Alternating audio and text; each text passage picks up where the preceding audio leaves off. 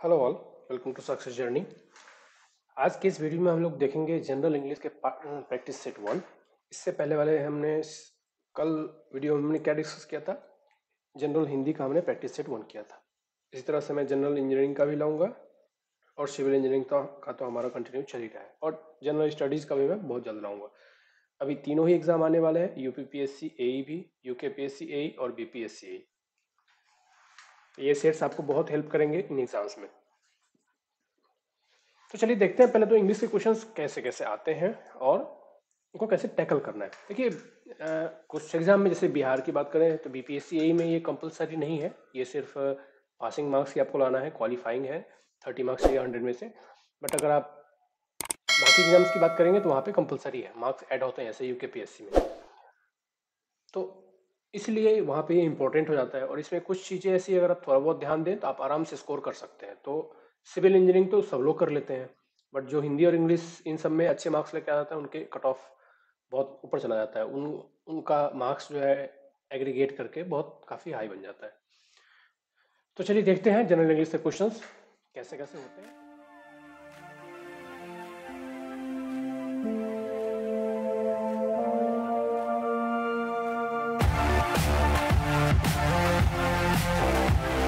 कैसे कैसे होते हैं और कैसे उनको हमें सॉल्व करना है।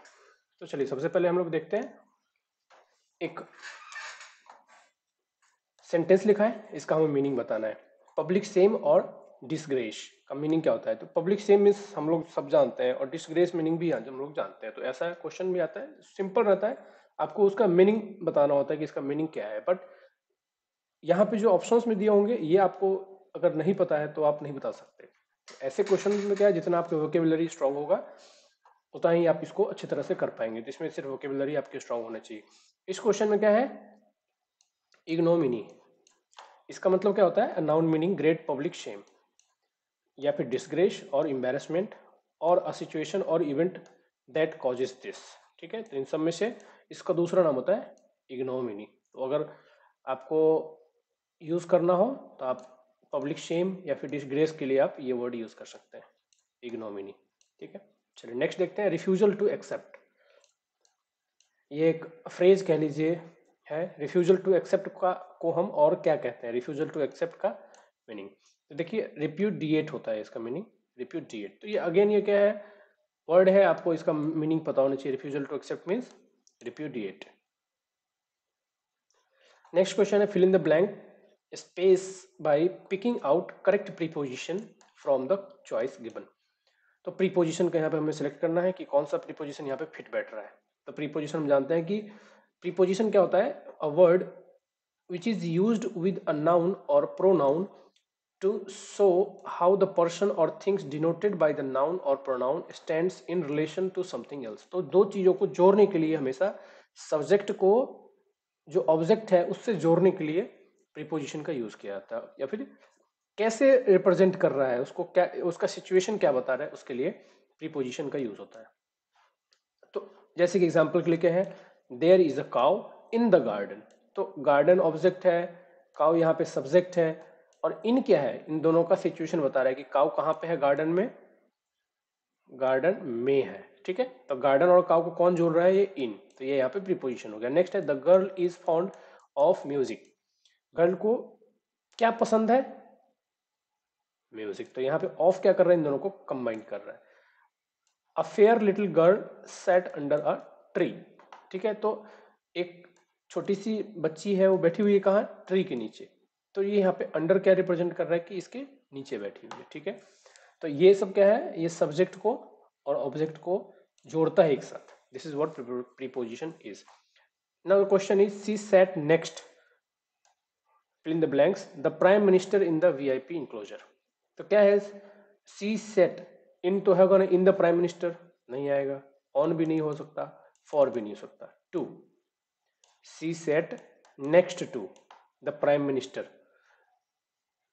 प्राइम मिनिस्टर के बगल में बैठी हुई है, in the VIP enclosure, VIP enclosure में प्राइम मिनिस्टर के बगल में बैठी हुई है। तो यहाँ पे आपको टू का यूज करना है। तो इस तरह से प्रीपोजिशन का आपको यूज करना है। नेक्स्ट टू हमेशा आता है, नेक्स्ट फॉर नहीं आता, नेक्स्ट ऑन भी नहीं आता, नेक्स्ट इन भी नहीं आता। She is sitting next to someone like this. Okay, fill in the blanks with the correct phrasal verb। यहाँ पे हमें क्या करना है, फ्रेजल वर्ब का यूज करना है। अब फ्रेजल वर्ब के क्वेश्चंस बहुत ज्यादा आते हैं। फ्रेजल वर्ब क्या होता है, they are made up of a verb and a particle. एक वर्ब और एक पार्टिकल हमेशा इसमें कंबाइंड होता है, और समथिंग समटाइम्स टू पार्टिकल्स, दो पार्टिकल भी हो सकते हैं, एक पार्टिकल भी हो सकता है, बट हमेशा ये वर्ब के साथ अटैच्ड होता है, उसको बोलते हैं हम phrasal verb. The particle often changes the meaning of the verb, और ये पार्टिकल क्या करता है, वर्ब का मीनिंग बदल देता है। The term of word order, there are two main types of phrasal verb. Generally दो टाइप के फ्रेजल वर्ब होते हैं, सेपरेबल और इनसेपरेबल। सेपरेबल मीन्स कि पार्टिकल कहीं और है और वर्ब कहीं और भी हो सकता है और नहीं भी हो सकता है। सेपरेबल में दोनों जगह हो सकते हैं। जैसे कि एग्जांपल के लिए, they have called the meeting of, तो यहाँ पे देखिए कॉल्ड और ऑफ दोनों अलग अलग हैं। तो यहाँ पे कॉल्ड क्या है, वर्ब है, और ऑफ क्या है, पार्टिकल है। तो ये दोनों अलग अलग भी है, फिर भी ये सेपरेबल में भी है। और they have called off the meeting, दोनों का मीनिंग सेम है, बट इसमें क्या है, फ्रेजल वर्ब में यहाँ पे वर्ब एंड पार्टिकल साथ में है, और यहाँ पे अलग अलग है। मीनिंग सेम है कि उन्होंने मीटिंग को कैंसिल कर दिया, बट यहाँ पे इसको बोलते हैं हम सेपरेबल। बट इनसेपरेबल या फिर नॉन सेपरेबल में क्या होता है, हमेशा वर्ब के साथ पार्टिकल अटैच्ड होता है। जैसे कि who look after the baby when you are at work, जैसे पूछ रहे हैं हम कि जब आप काम पे हो तो आपका आपके बच्चे की देखभाल कौन करता है। इस केस में फ्रेजल वर्ब क्या है कि सेपरेट नहीं किया जा सकता, तो यही है इसमें इसका लुक्स आफ्टर। ठीक है, तो लुक्स वर्ब हो गया और आफ्टर हो गया हमारा पार्टिकल, तो इन दोनों को सेपरेट नहीं किया जा सकता, हम आफ्टर को बाद में नहीं लिख सकते। This is what phrasal verb is. और ये दो प्रकार का होते हैं, सेपरेबल और नॉन सेपरेबल। तो क्या कह रहे हैं कि the new principal has many changes, नए प्रिंसिपल ने बहुत सारे बदलाव किए हैं, मतलब तो समझ में आ गया। Now bought down, bought down नहीं हो सकता, बॉट फॉर भी नहीं हो सकता, bought out and bought about, so it is bought about many changes. तो ये बॉट जो है वो ब्रिंग का थर्ड फॉर्म है, ब्रिंग बॉट बॉट। ठीक है, तो ये नए प्रिंसिपल ने काफी नए बदलाव लाए हैं। ठीक है, तो यहाँ पे आएगा bought about. Which of the correct meaning, which is the correct meaning of the idiom. तो जो हम हिंदी में मुहावरा पढ़ते हैं, इंग्लिश में भी मुहावरे का आपको अर्थ पता होना चाहिए। Turn a deaf ear to, कह रहा है कि turn a deaf ear to का मीनिंग क्या है, नॉट लिसन टू, नहीं ऐसा नहीं होता। Turn a deaf ear to मतलब होता है अनसुना कर देना, नॉट ऑडिबल भी नहीं, अननोन भी नहीं, डिसरिगार्ड्स। डिसरिगार्ड्स मीन्स हमने सुना तो सही बट हमने अनसुना कर दिया। This is what turn a deaf ear to meaning, सुन के अनसुना कर दिया हमने, इग्नोर कर दिया। टू टेक स्टॉक ऑफ, इस आइडियम का क्या मीनिंग है, to take stock of, to carefully think about something in order to make a decision about what to do next, we need to take stock and formulate a plan. इस तरह से हम इसको use करते हैं, we need to take stock and formulate a plan, मतलब इसकी meaning होता है सर्वे करना, कि हम बारीकी से अध्ययन करेंगे, उसके बाद हम प्लान को एग्जीक्यूट करेंगे या फिर उसको फॉर्मुलेट करेंगे। टू बाई थिंग्स नहीं, टू कीप थिंग्स नहीं, टू स्टोर नहीं, टू सर्वे। नेक्स्ट है सप्लाई द एप्रोप्रिएट वर्ब, तो ये हेल्पिंग वर्ब है in the agreement with its subject, subject के साथ यहाँ पे हेल्पिंग वर्ब का यूज करना है।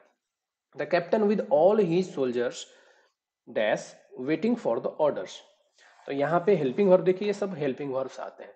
Verbs that help the main verb in a sentence by extending its meaning. Helping verb हमेशा मेन वर्ब के अलावा होता है, एडिशन में। हेल्पिंग वर्ब का काम क्या है, मेन वर्ब को हेल्प करता है उसके सेंटेंस को और आगे ले जाने में। ये सभी हेल्पिंग वर्ब है, is, am, are, be, been, can, could, did, do, does, had, has, have, is, may, might, must, would, will, were, was, should, shall और टू, ये सब क्या है, हेल्पिंग वर्ब है। तो ये सब हमेशा हेल्पिंग वर्ब पहले आते हैं, किससे, वर्ब से, मेन वर्ब से। तो यहाँ पे देखिए वेटिंग क्या है, ये वर्ब है, ये क्रिया है, तो इससे पहले आएगा। अब इसमें से क्या आएगा, यहाँ पे सोल्जर्स है, कह रहा है कि कैप्टन अपने सभी सोल्जरों के साथ वेट कर रहा है ऑर्डर के लिए। ठीक है, तो वेट कौन कर रहा है, the captain with all his soldiers, तो ये सिंगुलर नाउन हो गया। यहाँ पे आएगा इज वेटिंग, यहाँ पे आर वेटिंग नहीं कि सोल्जर्स है, यहाँ पे आएगा is waiting. The new computer system dash next month, अब देखिए ये तो आप पढ़ के भी बना सकते हो, ऐसी बात नहीं, क्योंकि हम जनरली पढ़ते ही हैं इंग्लिश, विल इंस्टॉल्ड नहीं, यहाँ पे या तो विल बी इंस्टॉल होना चाहिए, नया कंप्यूटर सिस्टम अगले मंथ में लगेगा, ठीक है, तो विल बी इंस्टॉल्ड, तो विल बी ये तो गलत हो गया, बी नहीं है इसमें।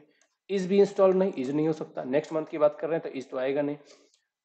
इज बीन नहीं, इज बीन इंस्टॉल्ड नहीं हमको, क्योंकि नेक्स्ट मंथ की हम बात कर रहे हैं, आगे मंथ का। प्रीवियस होता अगर तो हैज बीन इंस्टॉल्ड आता, अगर प्रीवियस मंथ होता तो हैज बीन इंस्टॉल्ड कि इंस्टॉल्ड हो गया है, ठीक है।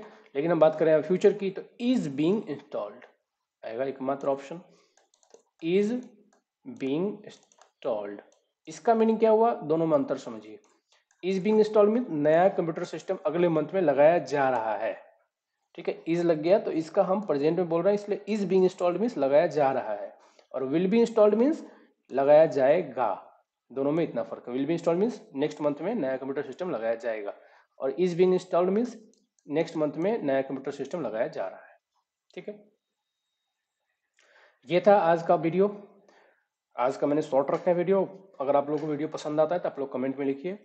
मैं डेली सोच रहा हूँ हर एक सब्जेक्ट का, हिंदी का, इंग्लिश का, जीएस का, सिविल इंजीनियरिंग का और जनरल इंजीनियरिंग का एक एक पार्ट, एक एक सीरीज प्रैक्टिस सेट लाऊं। आप लोग वीडियो को वॉच कीजिए, कमेंट कीजिए अगर कुछ इंप्रूवमेंट चाहते हैं, और अपने दोस्तों के साथ शेयर कीजिए, चैनल को लाइक कीजिए, वीडियो को लाइक कीजिए, चैनल को सब्सक्राइब कीजिए। Thank you all, thanks for the watching, see you in the next video, thank you.